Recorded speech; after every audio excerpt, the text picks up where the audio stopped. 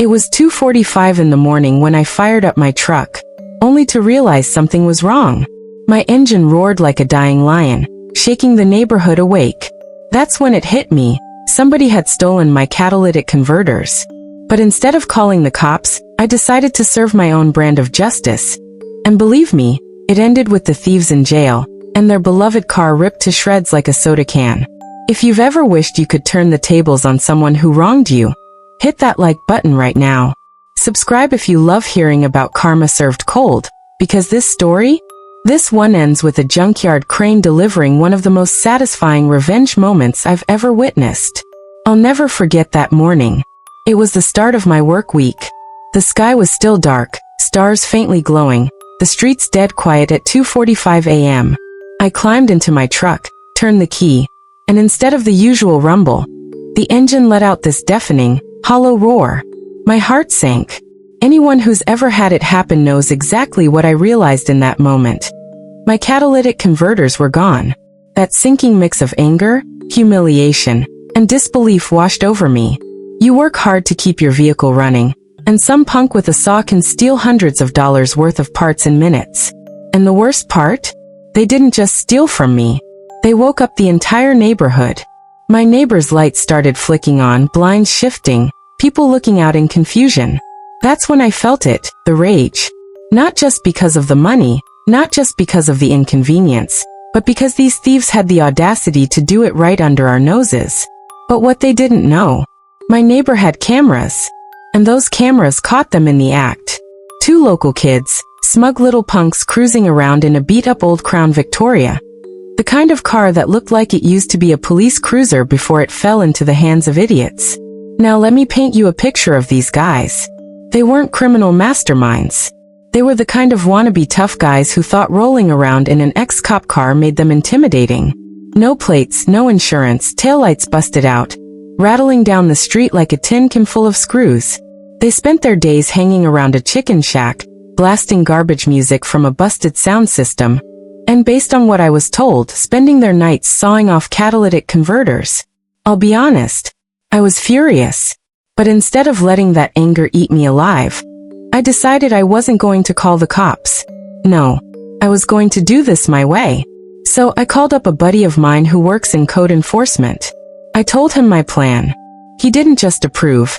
He relayed the info to the police so they'd be ready when I made my move. See, I had a card to play. That Crown Vic they drove around in? It wasn't just sketchy. It wasn't even legally on the road. No plates. No insurance. No current registration.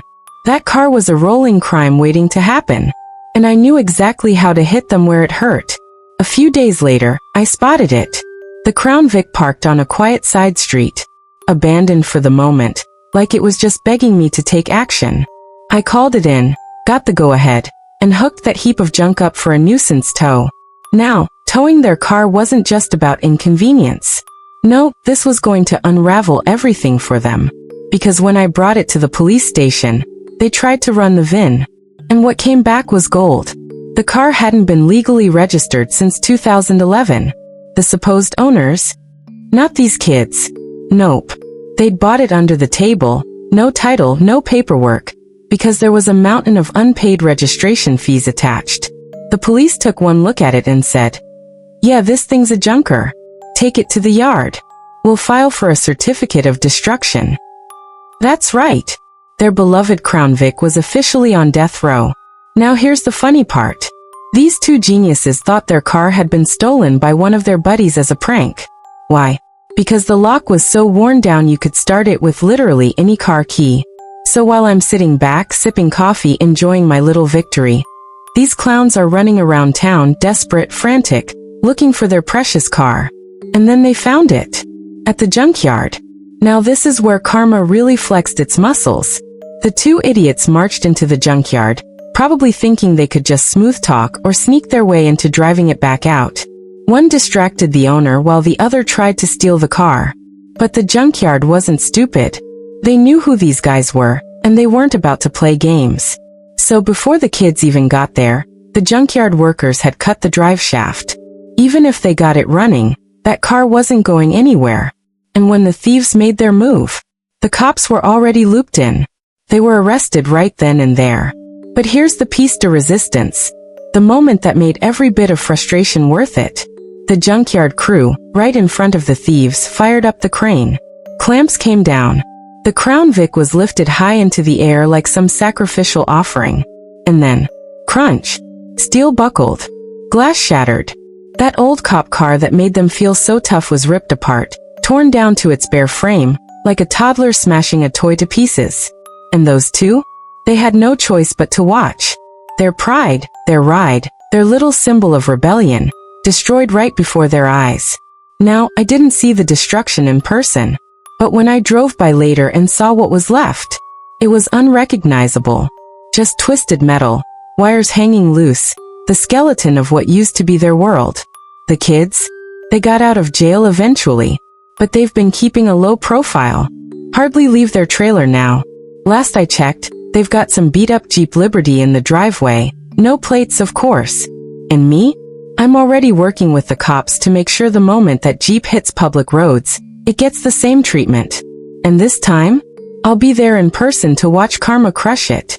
Imagine this. You think you're invincible. You've been stealing from hard-working people, riding around town like you own it.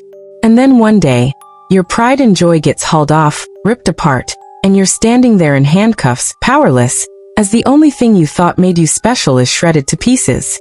That's not just justice. That's karma with teeth. At the end of the day, revenge doesn't always come with violence or yelling. Sometimes the sweetest justice is patience, planning, and letting karma do the heavy lifting.